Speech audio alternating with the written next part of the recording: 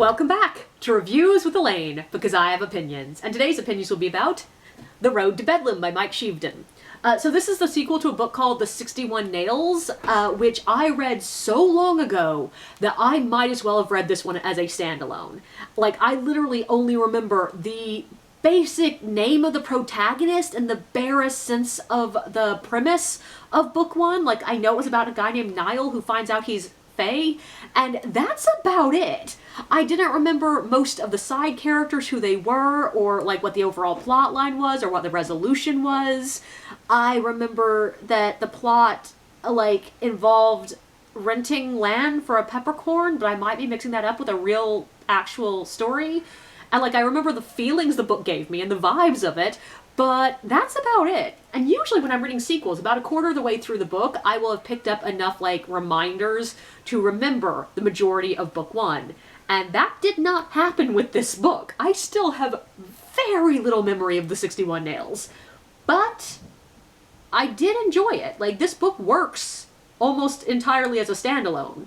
So this book follows Niall, like the first book did, who I know in book one he discovered he was half or at least part fairy, and that he ended up, through a series of events that I don't remember at all, becoming a warder, which is like the cops or the guards for the Seventh Court, which is the government of the fairies. And this book starts with him still in training. He is learning to use a sword and that sort of stuff. Then he gets the call that absolutely no father ever wants to get. Because yes, before Niall found out he was a fairy, he had an ex-wife and a teenage daughter, both of whom are presumably human. Now, it turns out there was an accident at his daughter's school. He drops everything, rushes to the hospital, only to find out that they're saying his daughter is dead. Now, of course, he falls apart, and things get only messier when he accidentally makes contact with his daughter, finding out that she is not actually dead. She's just been captured and is being held, like, prisoner somewhere by someone.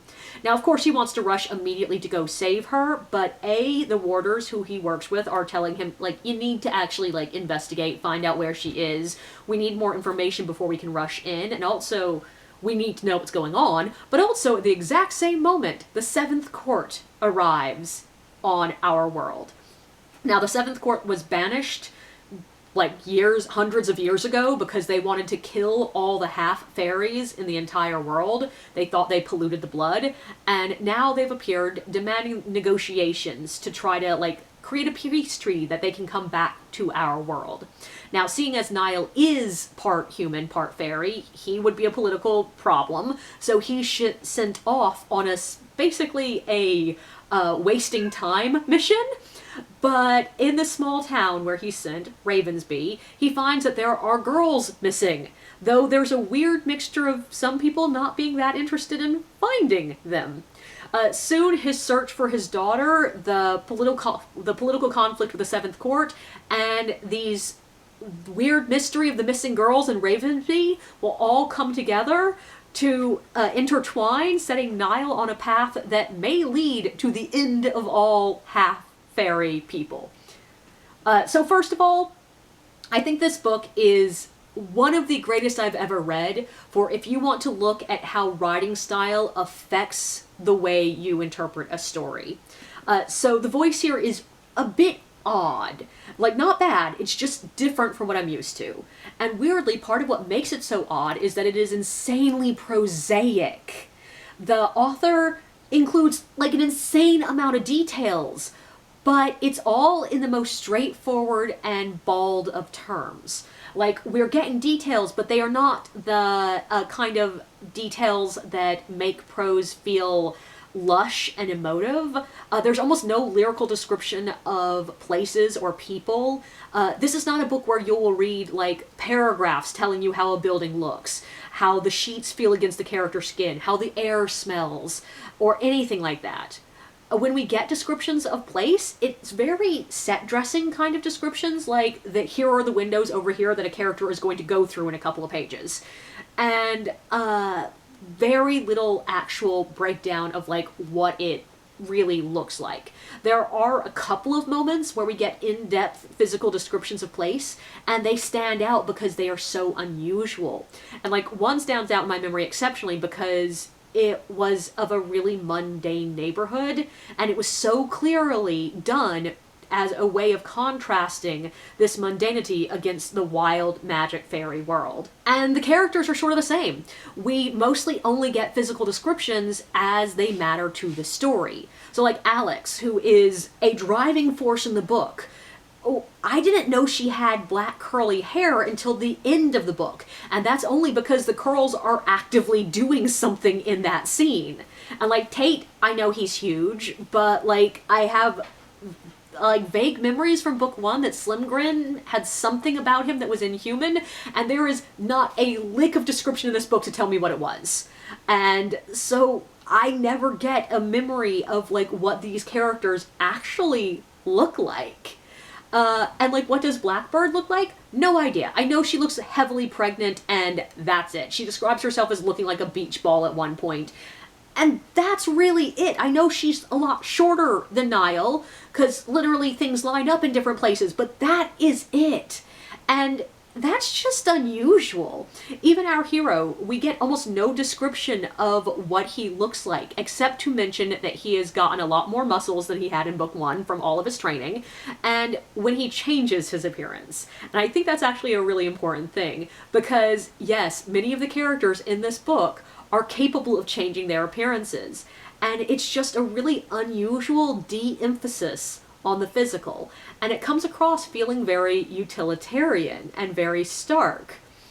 But I said there were details, and the details are every single action that happens in the entire story. Like, everything Niall does is stated directly. If Niall is getting ready for bed, we don't just we don't just read, Niall got ready for bed. No, we read that he went into the bathroom, he brushed his teeth, he swished mouthwash around his mouth, he spit it into the sink, he got into the shower, he turned it on as hot as possible, he lathered his hair, he rinsed his hair, he got out, he tile dried his entire body, he pulled on pants, he went into the bedroom, he pulled back the duvet, he climbed into bed, he pulled the covers over him, he let his head down on the pillow, he closed his eyes, he thought about this, he thought about that, he thought about the other, he turned over, he thought about these other 5 things, and then he drifted off to sleep. And then we see the actions of his dreams. And like, it's just a lot. My clearest memory of reading book 1 was being bored out of my mind for the first couple of chapters, because I was just like, why are you telling me all these incredibly mundane details? And until suddenly, like, it just sort of slowly worked that the overabundance of detailed action just faded into the background and made it feel very stark and very cinematic.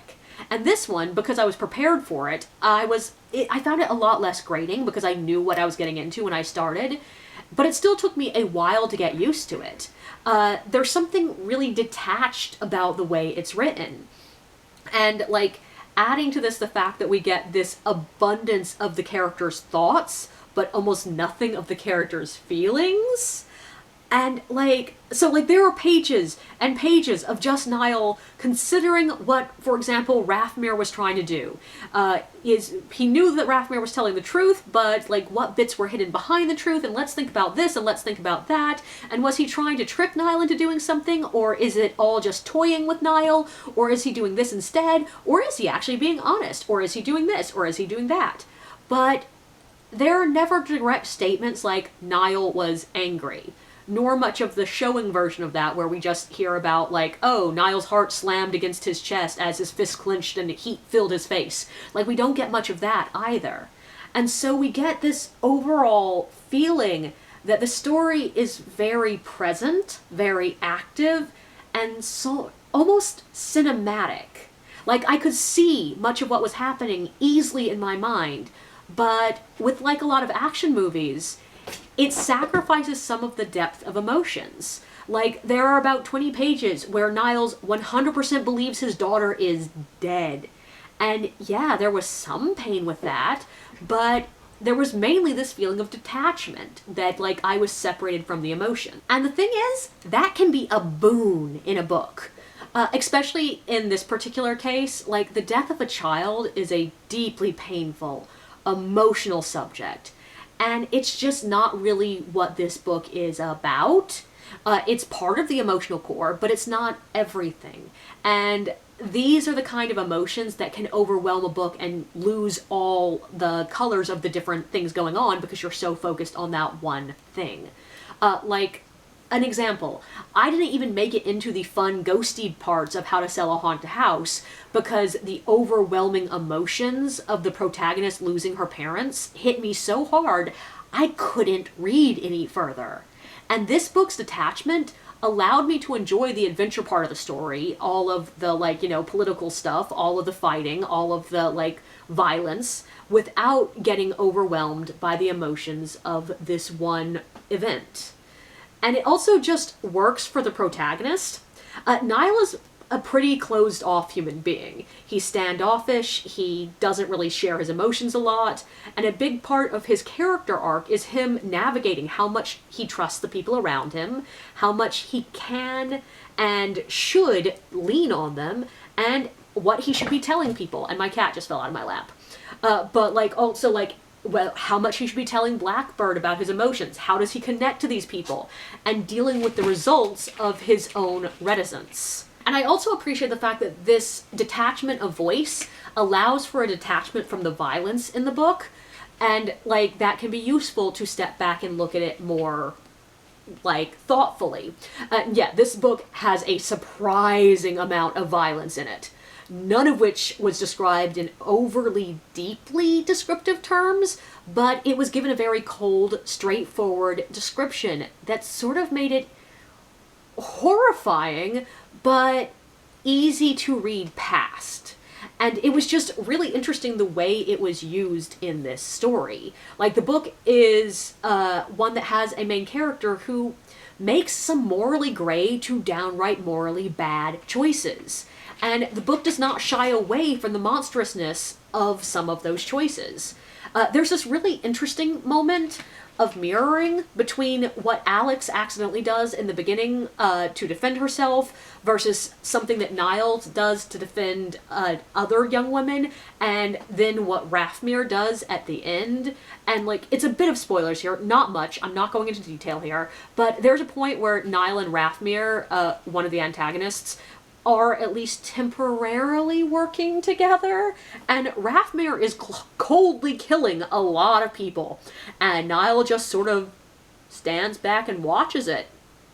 There is a certain degree of, like, there's nothing he can do to stop it anyway, but a lot of it he's not even trying to stop. And there's something about the really detached way of writing that it felt really cold. And at one point, the book pretty much directly asks us to evaluate where is the line between doing what is necessary to help the people you love and becoming the villain. And I really like the way that's balanced. It's really thoughtful, and it gives you enough of a distance that you can think about it without having your emotions override the, you know, thoughtful elements of it. I do want to say that I think the plotting of this book is just a little bit unfocused. It was basically navigating 3 plots, and a lot of the time it felt like one plot would pause while we focused on the other 2 for a while, instead of a seamless interweaving that I'm assuming the author wanted to have. And that would be fine. Like, that's a plotting that I've seen from a lot of books. Except the problem is, there are 2 plots in this book that feel like they are incredibly high, like, existential personal stakes plots for our hero, and one that's, you know, whatevs. And, like, the one that is the fate of his daughter and the fate of, like, all people like him in the world, including him, his daughter, and probably hundreds of thousands of other people, compared to, like, hey, there are these 5 girls that may or may not be disappeared, we're not sure, and the protagonist has no connection to them. And that last one is the one that we spend the bulk of the time actively focused on. Like, we have days and days of him just investigating these disappearances, with sudden moments of another character sort of dragging him back into the other two plots. And in some ways, I almost like this. It feels like a bit of an overdone trope, the concept of the protagonist's commanding officer commanding him to do this side mission to get him out of the way while something big is happening, and the protagonist being all like, oh, this is personal, I'm not staying out of it. And so, like, I really liked not seeing that happen in this book, but there's a reason that trope is so incredibly common. And it's because it is sort of a hard sell to have a protagonist who just goes, okay, the fate of my family and everyone I care about is on the line, and you tell me that it will be better if I go elsewhere? I'm just going to obediently go over there and stay out of the way. And that's sort of what is happening here. Like, this is one way that the detached tone does not work, because if we had just a few more moments of Niall emotionally struggling with not getting involved and having that emotional torture of like, I know what's better for everyone is for me not to be involved, but how the fuck am I supposed to do anything other than pay attention to those details? It would have been a really cool subversion of the trope. It would have been showing us a more mature and, like, thought-out character. And when he did get drawn back into the other plot lines, it would have felt more like Fate. But as is, it sort of just feels like we pressed the pause button on two plots while Niall dealt with this less important thing and just sort of forgot about the other two for a while. And then there were a couple of, like, random tangential subplots that sort of tied everything together, but in the end, it just sort of felt like a collection of patchwork pieces lined up in a row instead of, like, a quilt, which is what I think it was supposed to be.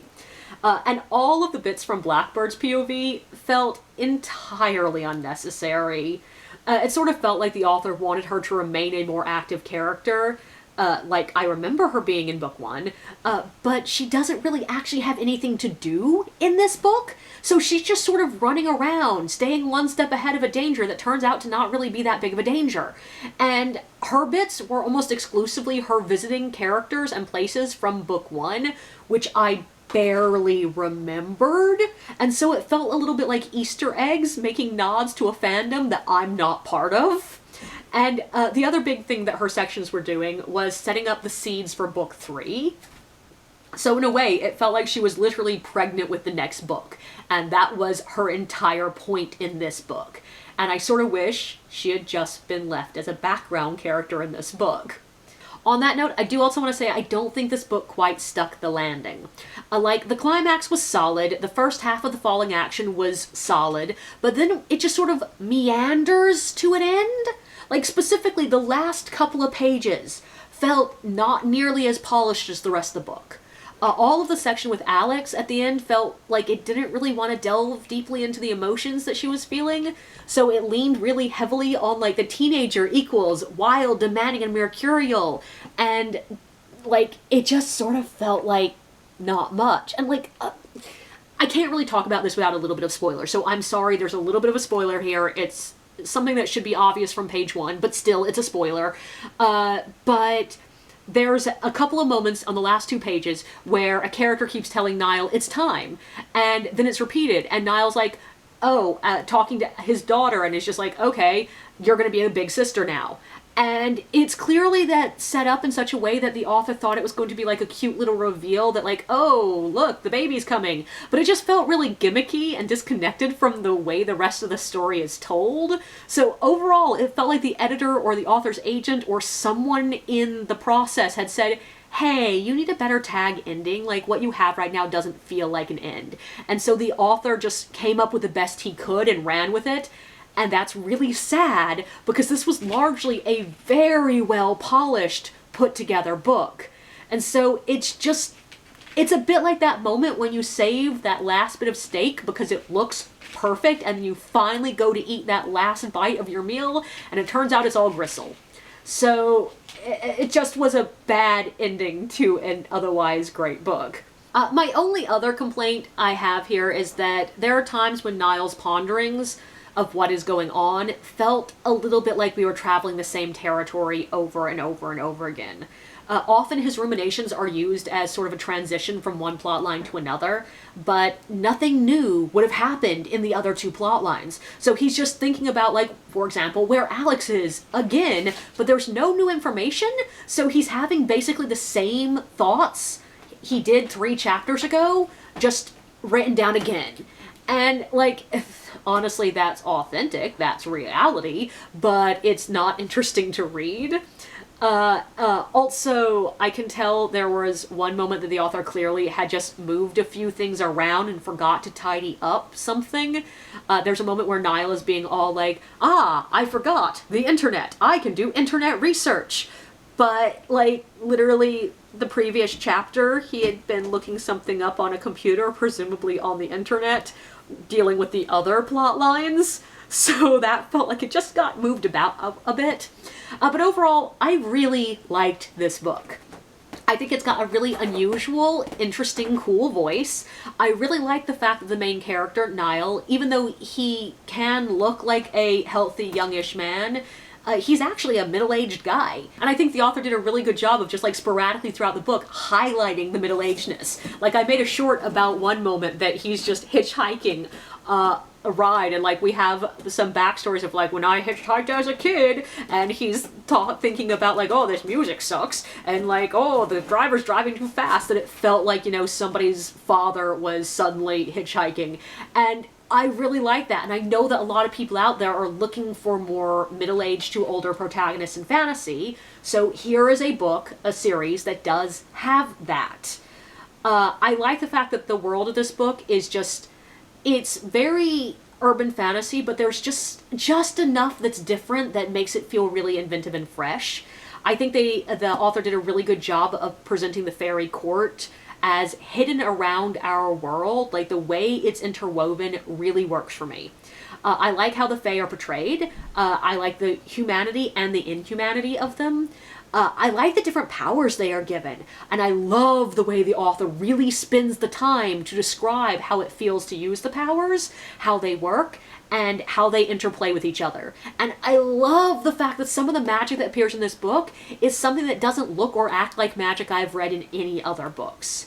It's a really fun, creative take on what is honestly a pretty commonly done trope. Overall, I think this book is really good and really interesting. But warning, the first few chapters expect to spend a little bit of time going, oh my god, why are we getting all these details?